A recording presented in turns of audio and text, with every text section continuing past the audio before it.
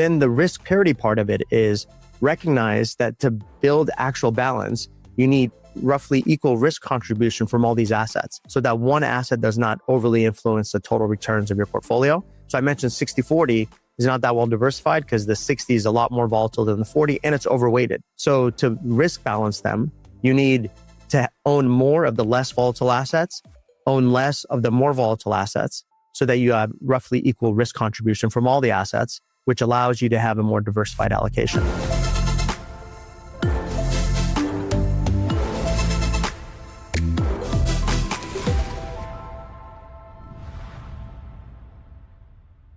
I'm your host, Melanie Schaefer. Welcome to Lead Leg Live. Markets are working through a complicated environment right now. Inflation is sticky in ways policymakers did not expect. Rates continue to sit higher for longer, and the growth outlook is getting cloudier. At the same time, geopolitical tension and shifting global policy are adding to cross-asset volatility. It's exactly the type of setup where disciplined portfolio construction matters more than ever. My guest today is Alex Shahidi, Co-Chief Investment Officer at Evoke Advisors, and one of the most respected voices in risk-balanced investing. Alex, it's great to have you here. Glad to be here. Thank you. So for anyone who's new to your work, can you start by sharing your background and how you became focused on risk parity and diversification? Sure. I've been a financial advisor for 26 years, started right before the dot-com bubble and bust and the lost decade in the stock market, which helps form your early opinions of the markets and how to invest. So I've been investing for 26 years for clients. I manage about $15 billion in assets, co-CIO of a firm that manages about $20 billion based in Los Angeles. I host a podcast called The Insightful Investor, where I interview a lot of really smart people and glean some insights from them. I love writing and speaking. And so all of that helps me form some opinions about what the future may hold, and recognizing that even the smartest people are wrong a lot. It informs my views on how to build a resilient portfolio, particularly in the unique environment in which we currently live. I'm looking forward to hearing some of your thoughts. So when you look across today's macro landscape, then, what are the major risks that stand out to you, and what should investors be paying closer attention to right now? I think you mentioned some of them earlier, but inflation staying higher for longer is an issue. If we just look at where we are the last 4 years relative to the Fed's target of 2%, we've been above that for 4 years running. The last time something like that happened was the 1970s, when inflation surprised the upside for a decade. And during that time, the stock market and the bond market underperformed cash for a decade. So we had a lost decade for the stock market and the bond market the last time inflation was a problem, which is what you would expect in periods like that. So that's certainly on the radar. We don't really know how inflation is going to play out, but we've seen what's happened the last several years, and the market isn't discounting high inflation long term. And there is a risk that inflation comes in higher than expected. So that's, I think, something to really consider, because for almost 4 decades, inflation wasn't a question. There wasn't much inflation volatility. What moved around was economic growth. We had booms and busts, and a portfolio that just owned stocks and bonds worked, because when inflation isn't moving around and growth is moving around, then stocks and bonds are diversifying. But in the 70s, they both underperformed cash. They were highly correlated because inflation was volatile. So all of a sudden, that isn't a concern. So I think that's something that should definitely be on people's radar. Growth is starting to weaken a little bit.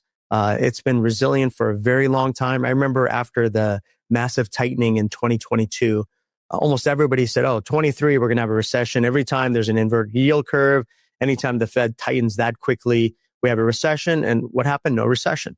And here we are 3 years later, and no recession in sight.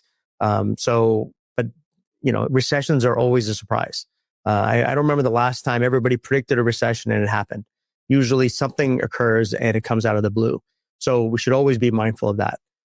We have these massive deficits, and we've had them for a long time, for decades. And it's one of those things that doesn't matter until it's the most important thing. I don't know when that point is going to come, but at some point you can't just run deficits forever and the debt burden becomes bigger, and eventually it becomes a concern. So that's something to keep in mind. Immigration policy and its impact on the labor market. We're seeing labor market slowing. You talked about deglobalization. We had multiple decades of globalization, and that's shifted into reverse. And what are the implications of that? And then all of those potential headwinds, you have to weigh against the potential tailwind of AI and its productivity and the timeline of that productivity hitting earnings and supporting growth.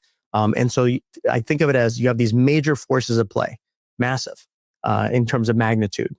And they're kind of going head to head. And how it nets out is really anybody's guess. It's really hard to predict how these things will net out. But my sense is that given all that, there's a wide range of potential outcomes. And the risk of extreme outcomes is probably greater than it's been for a long time because these forces are so significant. So all of that feeds into, this is a really unusual environment in that regard. And it's really hard to predict how it's going to play out. Yeah. So with all of that in mind, most investors try to deal with risk through hedges or tactical moves. How should people think about building a portfolio that can weather the multiple economic regimes without relying on forecasts? Yeah. And that's probably the most important question, because what I described earlier is that it's hard to predict how things are going to play out. And my sense and my experience is many investors have some prediction of what the future holds, and they invest based on that prediction actually transpiring. And it's really risky to play that game now because you could predict scenario A and scenario B could be almost the opposite of scenario A. And the odds of A, B, C, D, and so on are pretty diverse, meaning there isn't high odds of any outcome. So it is really risky to assume one outcome and invest for that. So basically what that means is be diversified. It goes back to one of the first principles of investing. Don't put all your eggs in one basket. This is a period where I think that is very true, is be diversified. And what's interesting is my guess is most people would agree that who knows what the future holds, wide range of outcomes, be diversified makes sense. Yet when you look at most portfolios, they're probably less diversified today than they were a decade ago. There's more concentration in equities because they've done well. There's more concentration in U.S. equities because U.S. equities until this year have significantly outperformed the rest of the world. And there's more concentration within the U.S. equities.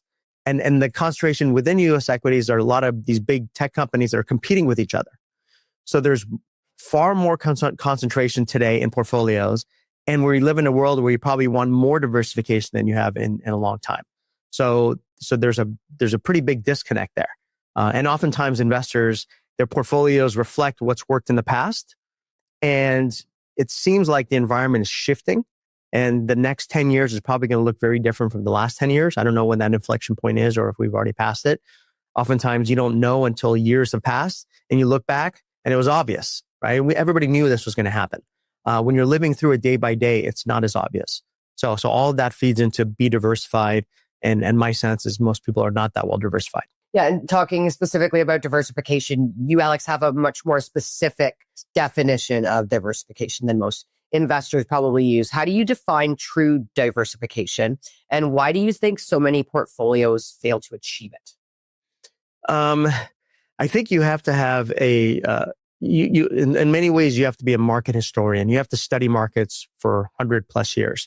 You have to look at different environments. What did well in the 70s? What did poorly in the 70s? You have to think about the 80s and 90s, the 2000s, the lost decade in stocks. I think you have to have a broader perspective. And so I think what I found is people who've been investing for 40, 50, 60 years, who've lived through all these different environments, they tend to have a broader perspective of what does it really mean to be diversified. And then if you study history going back hundreds of years, you become even a broader thinker and you think of it globally. So I think my sense is most people use what I call a conventional framework for building what they view to be a diversified portfolio. They think of, you basically have two assets, high risk, high return stocks, low risk, low return bonds, and you allocate between the two to give you the return and risk targets that you're trying to achieve. And the assumption there is that stocks and bonds are diversifying to one another. And that's been true for a few decades. But when inflation was a problem, they were not diversifying to one another because they both do poorly in the same inflation environments. And so I think you have to think of diversification as including more assets within that portfolio. So you need inflation hedge assets within that mix. And then secondarily, the challenge with that conventional framework is it's not diversified. So 60-40, and the simple math is 60-40 is about 98% correlated to 100% stock portfolio. So by definition, it can't be diversified. You can't have a portfolio that you call balanced that is 98% correlated to the stock market. And the reason it's so highly correlated is, think of it, you have two assets. One is stocks that's very volatile, goes up and down a lot. You have bonds that tend to be shorter intermediate term that goes up and down a little bit. And so your total portfolio is dominated by the overweighted asset class that's significantly more volatile than the underweighted asset class. So directionally, what matters is how the stock market does. So stocks do well, your 60-40 does well. Stocks do poorly, 60-40 does poorly. It's just a matter of magnitude by reducing the risk with bonds. So that can't be diversified. So include inflation hedge assets, include other assets that might do well in different environments. And I think of that as in many ways, a different framework for building a diversified portfolio that my guess is 10 years from now, people look back and say, yes, that makes sense. But today it may be less obvious. Right. So, I mean, risk parity has a strong long-term record as opposed to what you've just spoken about with the 60-40 portfolio. But there are critics who argue that certain environments can break the strategy as well. In your view, what is the real risk that risk parity does not work? And what do people misunderstand about it? Yeah, no, it's an important question, and it comes up quite frequently. So I think of risk parity as just a balanced portfolio. And the way I think about constructing that balanced portfolio is own assets that do well in different environments. So own equities, you can own bonds or treasuries, but include inflation hedge assets like commodities, including gold, and inflation-linked bonds. So many portfolios own very little in commodities or gold or inflation-linked bonds. So include that as part of your balance mix. Then the risk parity part of it is recognize that to build actual balance, you need roughly equal risk contribution from all these assets so that one asset does not overly influence the total returns of your portfolio. So I mentioned 60-40 is not that well diversified because the 60 is a lot more volatile than the 40 and it's overweighted. So to risk balance them, you need to own more of the less volatile assets, own less of the more volatile assets so that you have roughly equal risk contribution from all the assets, which allows you to have a more diversified allocation. So that's effectively what the risk parity concept implies. You don't have to have any leverage. So this is a misnomer. You don't have to have any leverage in risk parity. You can just own a balanced mix of assets, overweight low vol assets, underweight high vol assets, and you have a balanced mix. You could take that portfolio, you can lever the whole portfolio to raise your expected return, raises your expected risk. The Sharpe ratio stays about the same because it's the same portfolio, it's just levered up, and you can lever it up to different degrees. And that's a very efficient way to manage a portfolio, particularly when you're trying to be diversified. So I think of that as a risk parity framework, which to me is a little bit more efficient than a 60-40 framework that's less diversified. So your question of, well, when does it not work? So the assumption in building that portfolio is that a balanced mix of assets beats cash over time. That tends to be true over long periods of time. Otherwise, capitalism wouldn't work. But it could be not true over shorter periods of time. And I think of those as periods where cash is king. And 2022 was a recent example of that. When cash went from 0 to 5% very quickly, cash was king. It's hard to compete with the risk-free rate going from 0 to 5 very quickly. All assets tend to do poorly at the same time. They face that headwind at the same time because they're all competing with the risk-free rate. Think of equities. Equities have outperformed cash by 5 or 6% a year over 100 years. If cash is 0, that's a different expected return for stocks than if cash is 10, right? Like it was in the early 80s. So when cash all of a sudden goes from 0 to 5, massive headwind, you should expect the balanced mixes of assets to underperform cash, which is exactly what happened in 2022. But the risk that you're really diversifying, which is the really important risk, is growth and inflation surprises. So what happens if growth is really weak for an extended period of time, like what happened in the 2000s, what happened in the 1930s? What happens if inflation surprises to the upside for an extended period of time, like the 1970s? If you build that diversified portfolio that I described using that risk parity framework, you don't experience a lost decade during those periods because you're diversifying the growth and risk sides of the equation. What you're not diversifying is cash is king. Recognize that, hard to predict when it starts, when it ends. Just hold through those periods and diversify the things that are diversifiable that you're not compensated for. And that's generally how I think about that risk parity framework. So, staying on the topic of risk parity, for the audience who may not know it very well, can you walk us through RPAR, the risk parity ETF that you manage, and talk a little bit about what problems it's built to solve, and how does it express the principles behind your approach? Yeah, so this is something that I've been using with my clients for 20 years, this framework, and basically owning things like gold and commodities and inflation-linked bonds on top of equities and high-quality nominal bonds. So that's something I've been doing for 20 plus years. I learned it from Bridgewater a couple decades ago. That's the framework that they use. I think it makes a lot of sense in building a diversified allocation for clients. So about 6 years ago, we figured out, it'd be a lot more efficient if we took that strategy and wrapped it inside of an ETF vehicle. And it basically allows you to implement the strategy a lot more efficiently and effectively. And the areas where I think it's really helpful is, number one is it's not easy to be diversified. It's not easy to be balanced. So for example, gold, everybody loves gold today because it's gone up so much, but there was periods where it did terrible.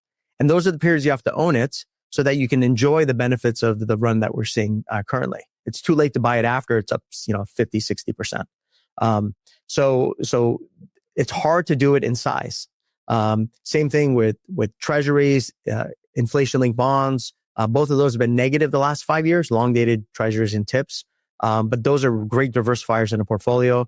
Commodities have gone through long stretches with them done great, long stretches with them done poorly. So to get more balance, it's helpful to wrap it inside a single vehicle where you can put all those allocations in place. Rebalancing can potentially be a huge benefit to clients. Buying low, selling high. In theory, it makes sense. The math proves it out. In practice, I can tell you it's really hard because it's hard to tell people sell your winners, buy your losers. Because the assumption is the winners will continue to be the winners and the losers will continue to be losers. Why would I make that trade? But we know that works over time. It's also difficult when you have to sell the winners and pay taxes. You have cap gains when you sell the winners typically. So you put all that inside of an ETF wrapper and you gain the efficiencies of overcoming that emotional burden of buying low, selling high. The ETF automatically does it. And then the cap gains get deferred inside of the ETF. Because of the tax efficiency structure of the ETF. So I think that's a very important aspect of that. The RPAR has a little bit of leverage at the portfolio level. It's achieved very cheaply. Basically, the financing cost is cash. It's hard to do that outside of the ETF vehicle by using futures. So there's all these efficiencies that come along by wrapping that framework inside of a single vehicle. And then the vehicle itself is very tax efficient because it's an ETF. And so the way I think about it is I think of it as a tool. If you're trying to build a more diversified allocation, you can own some RPAR and you can basically take whatever your current allocation is, add RPAR to it, and you take a step towards being more diversified. And the further you want to go along that spectrum, the more you own. If you don't want to be that diversified, you can own less or own none. And I just think of it as a tool in the toolkit to help you get there in a very efficient way. Wow, so you did a great job of explaining the psychology behind buying and selling. Just lastly, Alex, for anyone watching who wants to follow your work or learn more about what you're doing at Evoke Advisors and about RPAR, where's the best place for them to go? Sure. So the RPAR website is rparetf.com. We do quarterly webcasts there that are the replays are posted. There's a lot of information about the ETF, so you can go there and learn about that. And then evokeadvisors.com is our website. We share insights there, a lot of other tools. And then also my podcast is insightfulinvestor.org if you're interested in tuning in there. Alex, thank you for that. And I always appreciate your insight. And thanks to everyone for watching. Be sure to share, and subscribe for more episodes of Lead Like Live.